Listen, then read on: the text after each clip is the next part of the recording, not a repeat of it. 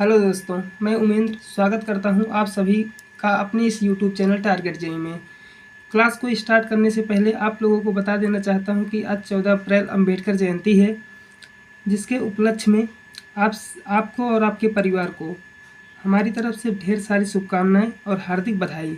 तो शुरू करते हैं आज का क्लास। देखते हैं आज critical depth of neutral axis. इसके पहले वाली क्लास में हम देख चुके थे ट्रांसफॉर्म सेक्शन क्या होता है और उसका स्ट्रेन डायग्राम या स्ट्रेस डायग्राम क्या होता है, ये देख लिए हैं। फिर उसके पहले वाले क्लास में हम देख चुके हैं कि neutral depth of actual depth of neutral axis और एलएसएम का पार्ट देख चुके हैं हम। एलएसएम में क्या होता है कि limiting depth of neutral axis. तो आज हम डब्ल्यूएसएम का पार्ट देखने वाले हैं कि critical depth of neutral axis, इसे एक्ससी से डिनोट करते हैं और इसका डिफिनेशन देखते हैं कि किसे कहते हैं, क्या होता है critical depth of neutral axis. तो शुरू करते हैं आज के बाद। देखते हैं कि एक्सी से डिनोट करते हैं, फिर उसके बाद देखते हैं कि इसकी डिफिनेशन क्या है। The depth of neutral axis corresponding to which steel and concrete fail simultaneously. कहने का मतलब है कि न्यूट्रल एक्सिस की वह डेप्थ जिसके सापेक्ष स्टील और कंक्रीट दोनों एक साथ फेल हो जाते हैं, उसे हम उस डेप्थ को न्यूट्रल एक्सिस की क्रिटिकल डेप्थ कहते हैं। सच दैट, इसका मीन्स क्या होता है कि the permissible stress in steel and concrete, the permissible stress in steel and concrete are developed simultaneously is called critical depth of neutral axis. कहने का मतलब क्या है कि स्टील और कंक्रीट में अगर परमिसिबल स्ट्रेस एक साथ डेवलप हो जाए, जिस डेप्थ के लिए न्यूट्रल एक्सिस के जिस डेप्थ के लिए स्टील और कंक्रीट में परमिसिबल स्ट्रेस एक साथ डेवलप हो जाए, तो उस डेप्थ को हम critical depth of neutral axis कहते हैं। अब देखते हैं कि इसका फार्मूला क्या होता है या डेरिवेशन क्या होता है, वो देखते हैं। कि हम एक ट्रांसफार्म सेक्शन बनाए हैं, जैसे कोई बीम सेक्शन था। कल हम ट्रांसफार्म सेक्शन के बारे में आप लोगों को अच्छी तरह से बताए थे, और आज देखते हैं कि ट्रांसफार्म सेक्शन एक हमारा बना हुआ है यहाँ पे, और यहाँ से यहाँ तक, मतलब इसके हाफ डाया तक और टॉप लेयर से इस जो यहाँ तक की डेप्थ होती है, इसे इफेक्टिव डेप्थ कहते हैं। और जो एक हमारी जो है न्यूट्रल एक्सिस है, इसे हम एक्ससी से डिनोट करते हैं, जिसे critical depth of neutral axis कहते हैं। ऐसा यहाँ पे अज्यूम किए हैं इस डेप्थ पे कि यही हमारा critical depth of neutral axis है, जिसके करस्पॉन्डिंग स्टील और कंक्रीट एक साथ फेल होते हैं या परमिसिबल स्ट्रेस एक साथ डेवलप होते हैं।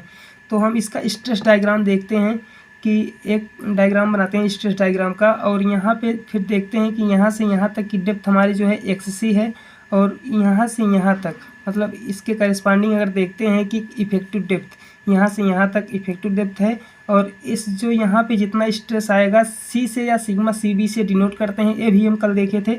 और यहाँ पे जो बॉटम लेयर है या टेंशन जोन है, तो यहाँ पे हमारा टी अपान एम जो मतलब स्ट्रेस आएगा, tensile stress T upon M आएगा। एम क्या है, मार्बुलर रेशियो, टी क्या है, परमिसिबल टेंसाइल स्ट्रेस है।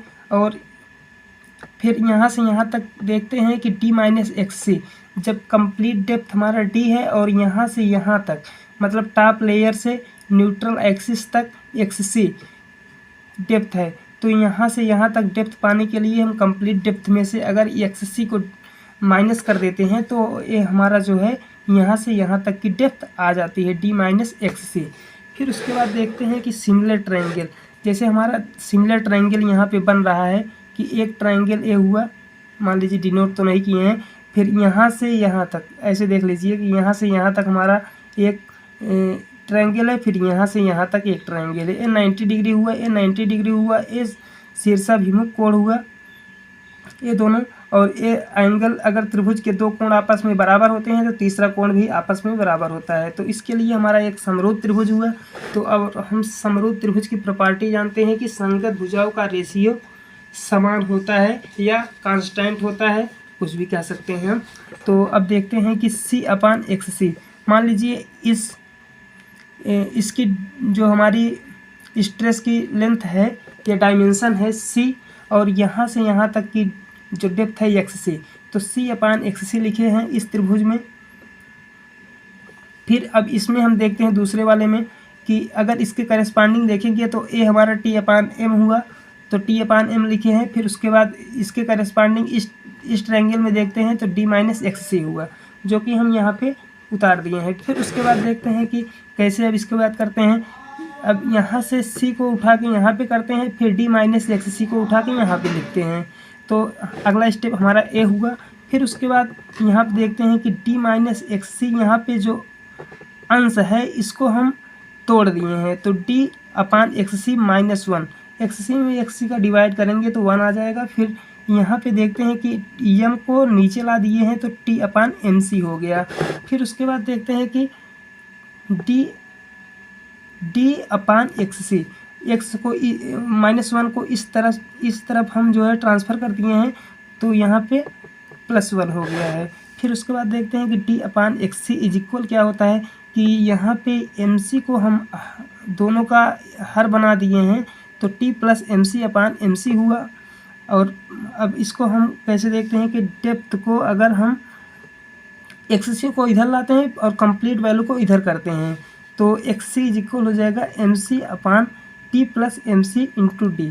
अब आप C जानते हैं कि क्या है कि परमिसिबल कंप्रेसिव स्ट्रेस है, और T क्या है, परमिसिबल टेंसाइल स्ट्रेस है, और इन टेंशन जोन, और M को मॉड्यूलर रेशियो कहते हैं, D को इफेक्टिव डेप्थ कहते हैं, XC को critical depth of neutral axis कहते हैं। फिर आगे देखते हैं हम कि क्रिटिकल न्यूट्रल डेप्थ फैक्टर, इसे KC से डिनोट करते हैं। ए क्या होता है, इसे KC से डिनोट करते हैं XC/D, मतलब ए हमारा XC क्या है, critical depth of neutral axis है, अपॉन D इफेक्टिव डेप्थ है। इसके रेशियो को हम क्रिटिकल न्यूट्रल डेप्थ फैक्टर कहते हैं, जो कि हमारा जो पिछला फार्मूला था यहाँ पे D था, D को उठा के हम XC के नीचे रख दिए हैं, तो MC/T+MC हो गया है। तो फिर ये देख लीजिए हम इतना हुआ। फिर अगर हम मॉड्यूलर रेशियो को वैल्यू अगर जानते हैं या नहीं जानते हैं, तो इसके लिए यहाँ पे लिखे हैं हम कि M is equal to 80/3C and sigma CBC बराबर C। ये हम पिछली क्लास में भी देखे थे कि इसे या हम C से डिनोट करते हैं या सिग्मा CBC से डिनोट करते हैं। फिर उसके बाद M की वैल्यू हम यहाँ पे पुटअप करते हैं। फिर KC की वैल्यू हमारी कितनी आ जाती है, अगर 280 में 3 का डिवाइड करेंगे हम तो 93.33 आ जाएगा। तो और यहाँ से C कैंसिल हो जाएगा आपस में, और यहाँ पे भी कैंसिल हो जाएगा, तो हमारा KC की जो वैल्यू आएगी 93.33 T+93.33। अब इससे हमारा एक चीज़ तो मतलब पता हो जाता है हमें कि जो KC है ये किस पे डिपेंड करता है, कि केवल जो है टेंसाइल स्ट्रेस पे डिपेंड करता है, कि जो परमिसिबल टेंसाइल स्ट्रेस है इस पे डिपेंड करता है। तो आप उम्मीद है कि आप जान गए होंगे कि critical depth of neutral axis क्या होता है, या क्रिटिकल न्यूट्रल डेप्थ फैक्टर क्या होता है, या फिर इसका डेरिवेशन क्या होता है, या कि T किसे कहते हैं, C किसे कहते हैं, सिग्मा CBC किसे कहते हैं, ये सब जान लिए आप हम लोग। और आज का क्लास लगभग समाप्त हुआ। और तब तक अगर आपको वीडियो अच्छा लगा हो तो कृपया लाइक शेयर सब्सक्राइब और कमेंट करना ना भूलिएगा वीडियो कैसा लगा आप लोगों को। Thank you.